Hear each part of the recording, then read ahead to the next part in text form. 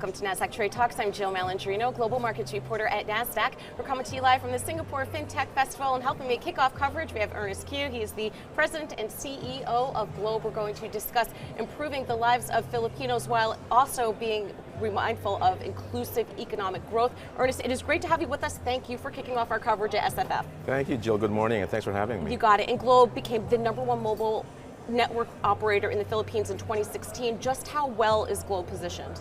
I think we're extremely well positioned to do exactly what you mentioned, help drive inclusion in the Philippines digitally.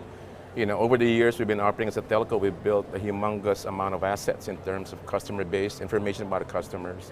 I mean, our own capital, our human capital, to put it differently, you know, our relationships around the world. So we've been able to build, you know, solutions for the public. We've, you know, been very, very involved in bringing about transformation in people's lives, you know, across the years. You know, we were one of the first few companies that came in and actually gave people phone connections, right? You know, when I was growing up, or when I left the Philippines in the 80s, it took 5 years to get a phone line. When cell phones came, you could buy a SIM card in every neighborhood store. That changed people's lives, being able to communicate with each other. Secondly, when we brought about data networks and smartphones, now people had access to social media and the internet. It opened up their lives once again. You know, and more recently, the third form of transformation enabled was financial inclusion with our GCash product, and that's why we're here at the Fintech Festival. So tell us about Globe Group's journey. How old is the company? What was the genesis behind it? Well, the Globe is about a 20-plus-year-old company. I mean, it was born in the 90s when the Philippine government liberalized telecom in the Philippines, and we were one of the guys granted a franchise. And from then on, we've started to evolve, and our latest evolution now is creating businesses around the many things that we have. You know, GCash being the first manifestation. We're also getting involved in healthcare, education, and many others, you know, with an objective of looking at Filipino problems. Right. You know, and Philippines as a developing country has many issues, you know, where we can improve efficiency, we can improve customer experience, or just simply improve access, you know. We've got, you know, a shortage of doctors. If you think about the Philippines, I think 3.7 doctors for every 10,000 people. That's a, you know, bad ratio. Yeah. You know, we want to solve that problem, right, through telecommunications, through digital connections. We had a 35% financial inclusion rate when we started GCash. And today, I think 80% of the adult population will have access to financial services through our GCash platform. And you're also doing this nation building through your Incubator vehicle. Yes. Tell us more about that.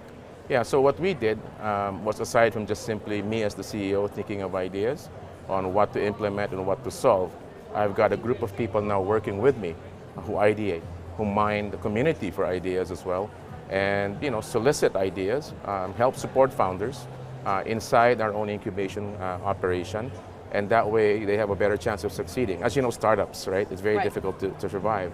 But imagine a startup having access to the Globe ecosystem. You know, you have access to the telecom distribution, access to our 84 million strong customer base. Plus, now they have access to the 70 million customers of GCash, right? I think that it improves the chances of success tremendously when you have access to these kinds of assets. For sure, and I want to wrap up talking about what Globe is doing in terms of climate action, because we know climate is going to be one of the key topics here at SFF this year.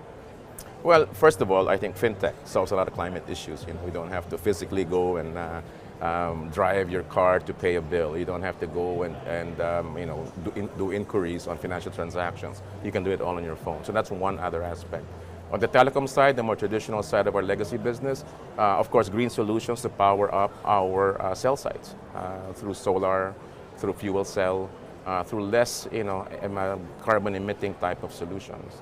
As part of the group in Ayala as well, we've got AC Energy, who's doing a tremendous job in doing only renewable energy sources, right?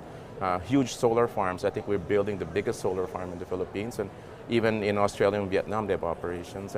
And more recently, I think we introduced one of the first electric cars in the Philippines through our Ayala Automotive distribution with the Kia EV6. Right. You know, and Globe is looking at even participating, helping them build charging networks around the country.